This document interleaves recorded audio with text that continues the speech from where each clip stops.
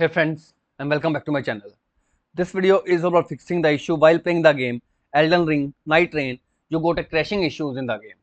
So without wasting time, let's go ahead and directly proceed with the resolution. First of all, in the basic step, if you have done any kind of overclocking, make sure you disable the overclocking or even uninstall the software such as MSI Afterburner or Riva Tuner.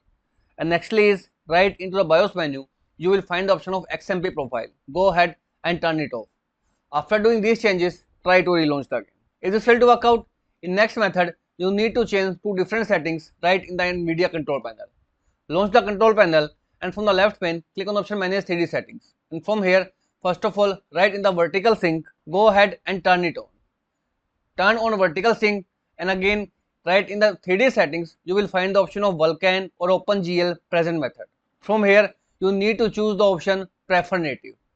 After doing these two changes, save them and relaunch the game. If both methods doesn't help you fix out the issue, then you need to roll back your drivers, and for that type in the details of the GPU right over here and then click on the option start search. From here scroll down and you need to download driver version 576.28. As of today, this is the most stable driver version that you should install to launch the game. After installing these drivers, play the game and hopefully the issue will be fixed. And if this also failed, in next step you need to download a tool with the name Intel Extreme Utility Tool. Scroll down and click on this download option to download the software into your PC. Once it is downloaded, install it. Once installed, launch it and you will find the option of performance core ratio.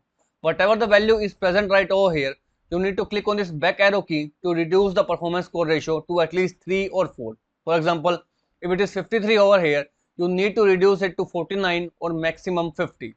Then hit apply. After doing these changes, relaunch your game and the issue of Elden Ring Nightreign crashing will be completely fixed out. So this is all about it friends.